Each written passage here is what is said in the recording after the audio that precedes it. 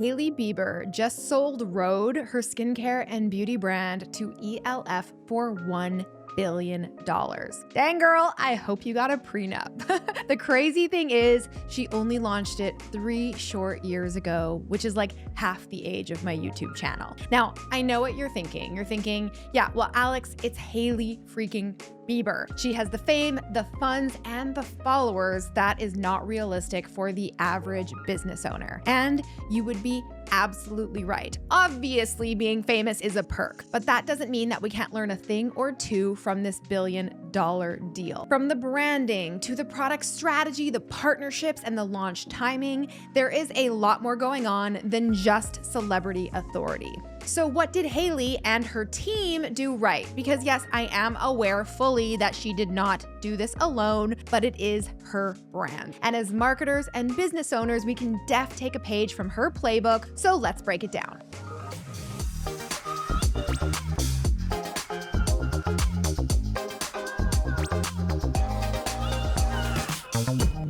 Hey Posse, what's up? It's Alex, and I am really excited about this video because, as you know, I love dissecting great brands, product launches, and marketing campaigns to show you how you can replicate some of the same strategies in your own business. Now, I will say it again, obviously being famous and having a massive following before you launch a product or business is going to give you a competitive advantage. So don't come at me in the comment section or tell me that it wasn't Hailey, it was her team, because it is her brand. But let's not forget that fame, fortune, and followers do not guarantee success. There have been plenty of celebrity brands that have flopped in recent decades, to name a few. Because at the end of the day, celebrity or not, you need to understand great branding and marketing if you want to stick around. And you guys know I am here to help you do just that. I make marketing tutorials on everything from branding to email marketing to social media strategy, messaging, and so much more. So if you are not already part of the posse here on YouTube, you know what to do. Hit that subscribe button below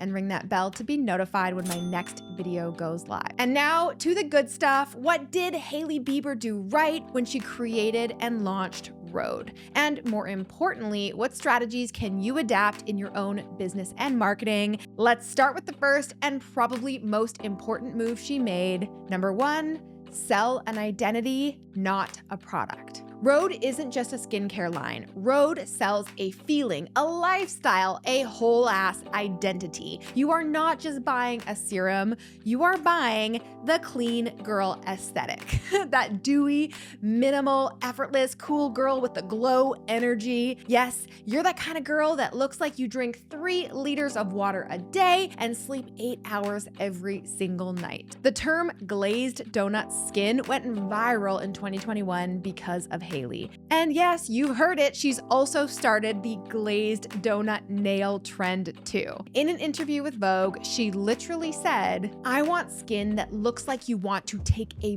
bite out of it." I mean, that is marketing gold. And she didn't just talk about it, she embodied it. Her TikToks, her IG selfies, her no makeup looks. And it absolutely caught fire. Experts credit Rhode's success to this identity-first branding. According to Northeastern University, Hailey's clean girl aesthetic resonated hard with Gen Z, and if I'm honest, with millennials too. So what is the takeaway for you to apply here in your own business? Well, build a brand that speaks to how your audience wants to be perceived, a persona, a vibe, a value system they want to embody, one that is reinforced every single time they purchase your product or service. In Rhode's case, it was that clean girl aesthetic. All right, moving on to number 2, solve one problem. Most brands make the mistake of doing too much, too fast, too soon. It is that age-old problem of trying to solve or be everything to everyone. But remember, when you try to help everyone,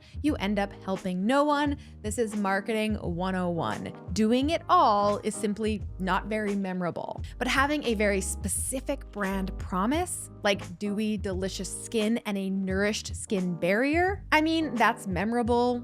That's unique. At the time Rhode launched, not many brands were focusing on this one concept of having a nourished skin barrier. To be honest, I had never even heard that term until a few years ago, and now everyone is talking about it. It is absolutely brilliant. So sure, the product likely helps your skin with a lot of other problems too, like maybe acne or fine lines and wrinkles, but Rhode only focused on this one thing, and that one thing really helped the brand stand out, especially in the beginning. Not only that, but Rhode's initial product line only had 3 products: a serum, a moisturizer, and a lip treatment, all designed to work together for that one promise: a glazed donut skin barrier. Now, of course, today the brand has more products and it even expanded into makeup, which was always their plan from day one. But they knew that if they came out with all of these offers overnight right away, it would make less of an impact. So they started small and they tackled that one problem first. They grew a fan base and then they began to launch new products and expand. It was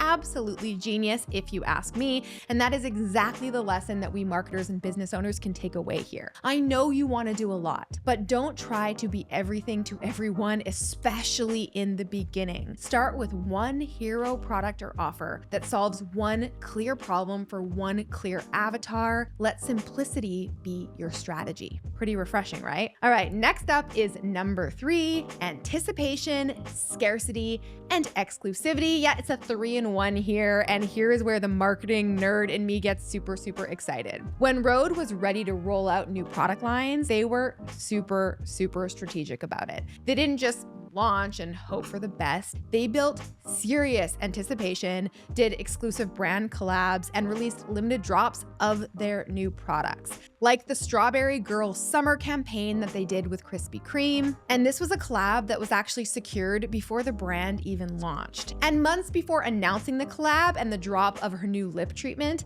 Hailey was already online posting photos about Strawberry Girl Summer. She sparked an internet frenzy before the launch even happened. Strawberry nails, strawberry makeup, strawberry literally everything. I'm sure you saw it.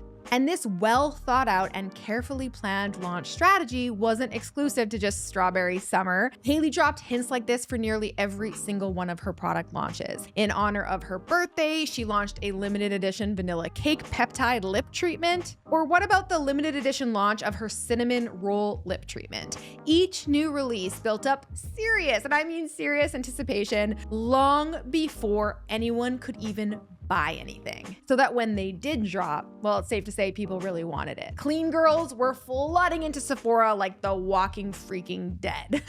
Fans had to virtually line up for restocks of these lip products to the point that they sold out in minutes. I mean, even Kim Kardashian had to call in a favor with Bieber herself to get a hold of the peptide lip treatment. So what is the takeaway for you to apply here? While major brand collabs aren't necessarily in the cards for the average new business owner, what is repeatable here is the idea of strategically planning a product campaign months or maybe even years in advance. And don't just think about the initial launch, like when you go, ta-da, here it is, it's ready. Think about future promotion opportunities, partnerships, and opportunities to build anticipation. Map out a long product timeline where you slowly drip out content, drop clues, and craft campaigns using scarcity and exclusivity. All right, next up, number 4, make the brand the main character. Now, one of the smartest things that Hailey did here was to not make Rhode all about her. When she first launched the brand, she told Allure magazine that her biggest dream was for someone to pick up a Rhode product and not even know it was hers.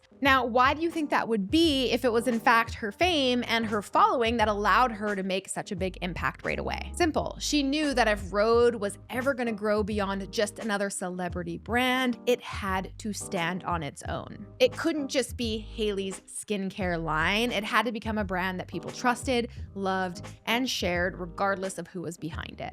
And that mindset influenced everything about how Rhode showed up and what their marketing and branding did. The branding is really minimal. The packaging is muted neutrals that, look expensive, but they actually are really affordable. You want these products on your bathroom counter because they say something about you, not the person who founded them. Even the product names really leaned into the identity of the brand, like glazing milk, peptide lip treatment, barrier restore cream, or pocket blush. They are clear, purposeful and totally aligned with that clean girl identity that Rhode has claimed from day one. Now, this doesn't mean that Hailey isn't the face of the brand. It doesn't mean she's a total ghost when it comes to the marketing and no one knows who the founder is. No, of course she still shows her face in the marketing, and of course she still posts about Rhode products on her personal Instagram account. The point is that the brand isn't Hailey. It really does stand on its own. And that is exactly how you go from influencer product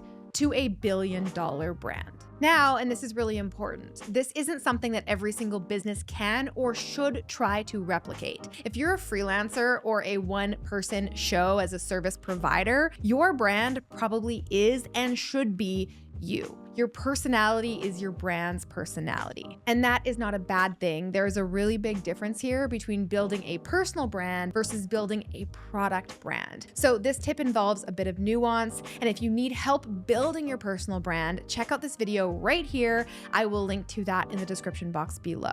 Now, this next tip is something that I believe everybody should be doing. Number 5, user-generated content. So in my opinion, this is where Rhode really got it right. Their best marketing material wasn't the product ads that they ran. You can see that their ads, just like the rest of their branding, are actually pretty darn simple. Not much marketing genius at play here. I mean, besides those killer product names, the marketing gold for Rhode really came down to the millions of shares, tags, and shout outs they got on social media. The TikTok girlies, the beauty bloggers, the Gen Z skincare lovers, everyone wanted to show off their glazed donut lips and dewy skin and minimalist bathroom shelves. And Rhode made it really easy for them. From the shareable product names to the aesthetic packaging to the viral campaign hashtag, the whole brand was built for social media. It was built for sharing.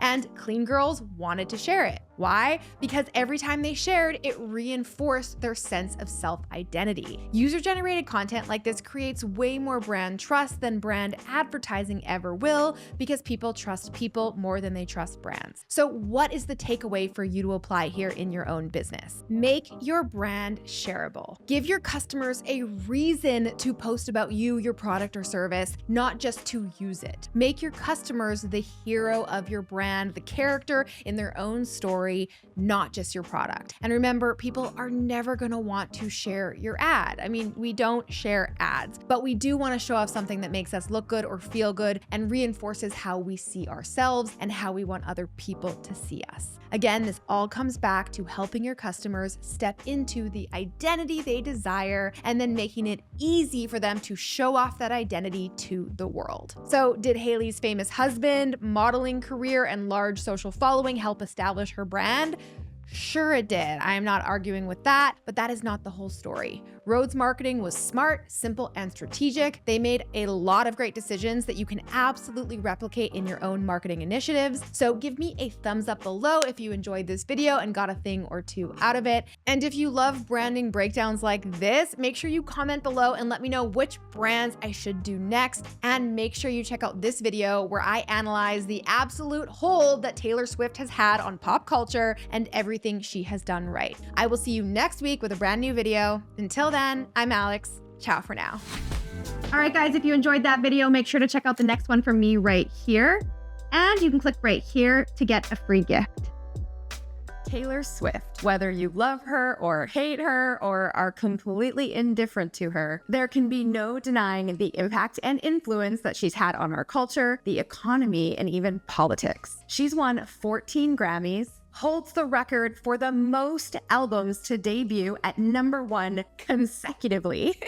In a single Instagram post, she drove over 35,000 new voter registrations. Her Eras tour has become the highest grossing music tour in history. And speaking of the Eras tour, it hasn't just made her a ton of money. The tour has literally contributed an estimated $5.7 billion to the US economy. Her romance with NFL player Travis Kelce has even boosted the NFL fan base, viewership, and revenue, generating an estimated $331.5 million in equivalent brand value for the Kansas City Chiefs. That's crazy. And jersey sales for her man spiked by 400% after she first appeared at the games. Oh, and did I mention Taylor herself recently reached billionaire status? Clearly, after 2 decades of continual influence and showing up for her fans, she is not just an artist, she's also a brilliant business owner, marketer, and branding genius. So no matter what your opinion is on Taylor Swift, there is a lot we can learn from her and her marketing team as we strive to create our own brands that rally fans just as loyal and diehard as the Swifties. In this video, I'm going to break down 7 things that can help you create the Taylor effect in your own marketing and branding initiatives. Are you ready for it? Keep watching.